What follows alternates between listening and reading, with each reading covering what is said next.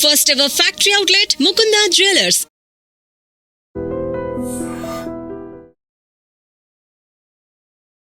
Hi hello నమస్తే welcome back to our channel. నేను మీ వైషు.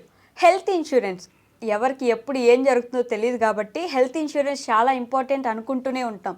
మరి ఎంత కట్టాలి ఇన్సూరెన్స్ అంటే 1 కోట 2 కోట్ల 3 కోట్ల లేదా బేసిక్ అమౌంట్స్ అయితే బాగుంటాయా? టాప్అప్ చేసుకుంటూ ఉంటే సెట్ అయిపోతుందా, సరిపోతుందా? ఇలాంటి విషయాలన్నీ మాట్లాడడానికి ఈరోజు నాతో పాటు శ్రీనివాస్ గారు ఉన్నారు, మ్యూచువల్ ఫండ్స్ డిస్ట్రిబ్యూటర్. సార్తో మాట్లాడదాం. Hello sir. హాయ్ అండి. నమస్తే. సో హెల్త్ ఇన్సూరెన్స్ అనగానే ముందు రెస్పెక్ట్, ఏమో ఎప్పుడు ఏం జరుగుతుందో తెలియదు కాబట్టి భయం. సో ఎంత కడితే బాగుంటుంది? టాప్అప్ చేసుకుంటూ బేసిక్లో ఉంటే బెటరా, లేకపోతే 1 2 3 4 అని నెంబర్ల ప్రకారం కోట్లు పెట్టుకుంటే బెటర్ అంటారా? అంటే దీంట్లో ఎవరి పర్ఫెక్షన్ వాళ్ళకు ఉందండి, ఎవరి ఆలోచన విధానం వాళ్ళది. ఓకే. బేసిక్గా చాలామంది 1 crore పాలసీ తీసుకోండి, 2 CR పాలసీ తీసుకోండి, 3 CR పాలసీ తీసుకోండి అని పాలసీలు ఇస్తూ ఉంటాం. ఓకే. అది ఒక వే. రెండో వేలో ఏంటంటే బేస్ ప్లాన్ తీసుకోండి, దానికి టాప్అప్ తీసుకోండి, బేస్ ప్లాన్ అయిపోతే మీకు టాప్అప్ కూడా ఉపయోగపడుతుంది అని చెప్తాం. ఈ 2 వర్షన్స్లో కూడా కొన్నిట్లో అడ్వాంటేజెస్ ఉన్నాయి, కొన్ని డిసడ్వాంటేజెస్ ఉంటాయి. బేసిక్గా ఎవరైనా మిడిల్ క్లాస్ ఉంటే, అంటే మనం పే చేసే హెల్త్ ఇన్సూరెన్స్కి పే చేసే 30,000 40,000 కూడా మ్యాటరే అనుకునే మిడిల్ క్లాస్ వాళ్ళందరూ దగ్గర 2 లక్షలు 3 లక్షల శాలరీ వచ్చే వాళ్ళకి కూడా సంవత్సరానికి 30,000 40,000 పే చేయాలంటే వాళ్ళ ఈఎంఐస్ ఇవన్నీ లైఫ్ స్టైల్ ఎక్స్పెన్సెస్ అన్ని మేనేజ్ చేసుకున్న తర్వాత కొంచెం ఇబ్బందిమైన పరిస్థితే. ఎవరన్నా ఈ మాటలైన తర్వాత బాధపడితే బాధపడవచ్చు, కానీ ఇబ్బందికరమైన పరిస్థితి.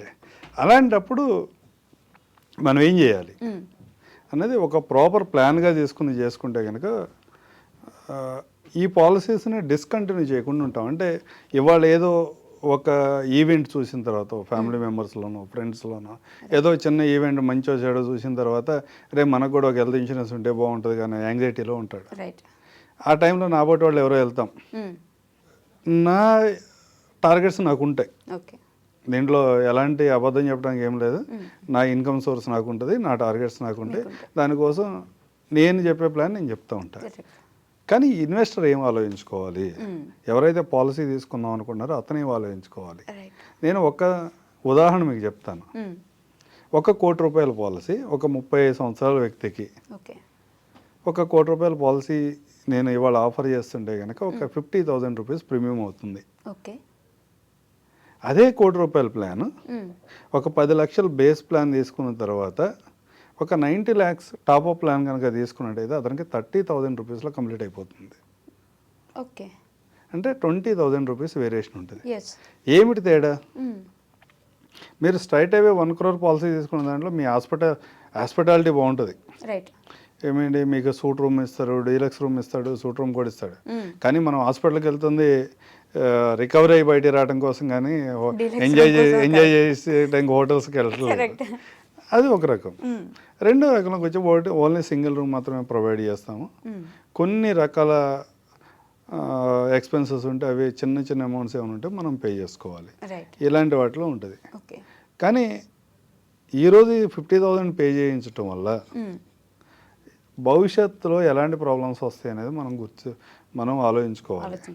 ఎందుకంటే హెల్త్ ఇన్సూరెన్స్ అనేది చాలా కాస్ట్లీ ఎవరు, అంటే కంపారిటివ్, అంటే హాస్పిటల్స్లోకి వెళ్ళినప్పుడు లాస్ట్ 5 yearsగా 7 yearsగా చూసుకున్నప్పుడు డ్రాస్టిక్గా ప్రైసెస్ అనేవి చేంజ్ అయిపోయినాయి. అదేవిధంగా ఇన్సూరెన్స్ కంపెనీస్ కూడా హాస్పిటల్స్కి బిల్స్ పే చేయాల్సి వచ్చింది. అంటే వాళ్ళేమి ఏ ఎన్జిఓ కాదు, వాళ్ళందరూ ప్యూర్లీ ఇండియాలో ఉన్న 29 28 ఇన్సూరెన్స్ కంపెనీస్ అన్నీ కూడా వాళ్ళు బిజినెసే చేస్తున్నారు. వాళ్ళేమి ఎన్జిఓ కాదు. వీళ్ళకి క్లైమ్స్ ఎక్కువ పే చేస్తున్నప్పుడు మన ప్రీమియమ్స్ కూడా అదేవిధంగా పెరుగుతాయి. కోవిడ్కి ముందు ప్రీమియమ్స్, కోవిడ్ తర్వాత ప్రీమియమ్స్ని క్యాలిక్యులేట్ చేసుకుంటే దగ్గర కొన్ని పాలసీస్లో 100% ప్రీమియమ్స్ పెరిగినాయి లాస్ట్ 6-7 yearsలో. ఈ కాన్సెప్ట్ని ఎందుకు తీసుకొస్తున్నాం, టాప్అప్ కాన్సెప్ట్ని అంటే ఈరోజు 50,000 35 years ఉన్న వ్యక్తికి, ఫ్యామిలీ ఉన్న వ్యక్తికి 1 crore పాలసీ ఇస్తే 50,000 రూపీస్ పే చేస్తున్నాడు. అతను 55 or 60కి వెళ్ళేప్పటికి అది 5 లక్షల రూపాయలు అవుతుంది ఆ ప్రీమియం. ఇయర్లీ 5 lakhs రూపీస్ అతను ఇన్సూరెన్స్కి పే చేయాల్సిన పరిస్థితికి వస్తాడు. ఆ రోజు అతను కంటిన్యూ చేస్తాడా? కష్టమే. అప్పుడు అప్పుడు కష్టమే కదా. అదే టాప్అప్ ప్లాన్ కనుక మీరు తీసుకున్నట్లయితే బేస్ ప్లాన్తో పాటు టాప్అప్ ప్లాన్ తీసుకున్నట్టయితే 30,000లో అయిపోతుంది. ఈ 30,000 కూడా 3 lakhs అవుతుంది. ఇదేమి 30,000 దగ్గర కూర్చోదు, ఎందుకంటే ఇన్ఫ్లేషన్ ఎవరికైనా ఒకటే. కానీ బేస్ ప్లాన్ ఏదైతే ఉందో మనం అది 10 లక్షల రూపాయలు అనుకుంటున్నామో ఆ 10 లక్షల రూపాయల పాలసీని అతను వదిలేస్తాడు గ్యారంటీగా 100%. ఇవాళ ఉన్న పరిస్థితిలో ఈ 25,000 ఏదైతే ప్రీమియం అవుతుందని చెప్తున్నా అది కూడా 2.5 lakh 3 lakhs అవుతుంది ఆ రోజుకి. 3 lakhs అంత అవసరమా, మనం వదిలేద్దాంలే అనుకుంటాడు. కానీ ఈ 5,000 రూపీస్ ఏదవుతుందో ఇది కూడా అదే సినారియోలో 50,000 అవుతుంది. కానీ నెక్స్ట్ 20-25 years తర్వాత 50,000 అన్నది చిన్న అమౌంట్. ఆ 50,000 కంటిన్యూ చేస్తాడు. ఇన్ కేస్ రేపు ఏదైనా అవసరం వస్తే, హెల్త్ ఇష్యూ వచ్చి ఏదైనా ఇబ్బంది వస్తే మొదటి 10 లక్షలు నేను పే చేసుకుంటానులే, మిగతా తర్వాత 10 లక్షలు దాటి ఏదైనా ఇబ్బంది వస్తే కనుక ఇన్సూరెన్స్ కంపెనీ మనకు సపోర్ట్ చేయాలనే ఆలోచనలో కస్టమర్ ఉంటాడు. ఇది రైట్ వేలో అతనికి లాంగ్ టర్మ్లో ఫైనాన్షియల్ సేవ్ చేస్తుంది.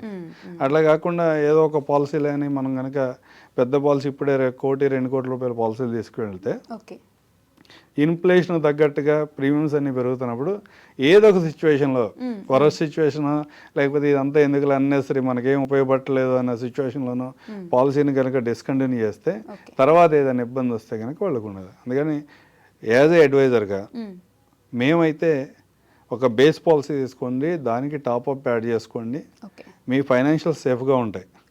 మీరు ఎలాంటి పరిస్థితులైనా ఈ పాలసీస్ని డిస్కంటిన్యూ చేయకుండా మీరు కంటిన్యూ చేయగలుగుతారు.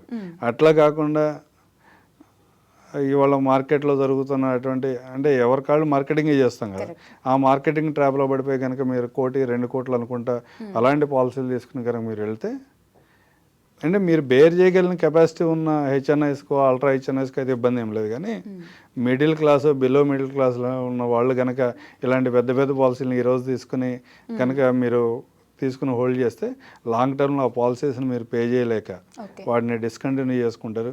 తర్వాత వచ్చే కాన్సిక్వెన్సెస్ కానీ ఇబ్బందులను కానీ మళ్ళీ మనం ఫేస్ చేయాల్సి వస్తాయి. అలాంటి సిచ్యువేషన్ రాకుండా ఉండాలంటే బేస్ పాలసీ తీసుకోండి, దానికి టాప్అప్ యాడ్ చేయండి, లాంగ్ టర్మ్ కంటిన్యూ చేసుకోండి. నాకు ఒక క్వశ్చన్ ఉంది సార్, అంటే హెల్త్ ఇన్సూరెన్స్ అప్పుడు ఎప్పుడో స్టార్ట్ చేశారనుకోండి, ఈ ఇయర్కి అయిపోయిందని చెప్పేసి ఇచ్చేస్తూ ఉంటారు. అప్పుడు దాన్ని ఎలా కంటిన్యూ చేయగలం? అంటే ముందు కట్టేటప్పుడు మనకు టాప్అప్ ప్లాన్ లేదు, సో ఇప్పుడు ఎలా కంటిన్యూ చేయగలం మనం దాన్ని? ఈ హెల్త్ ఇన్సూరెన్స్లో అలా ఏమి ఉండదండి. హెల్త్ ఇన్సూరెన్స్ లైక్ మీ కార్ ఇన్సూరెన్స్, మీ బైక్ ఇన్సూరెన్స్ లాంటిది 1 year అగ్రిమెంట్ ఉంటుంది.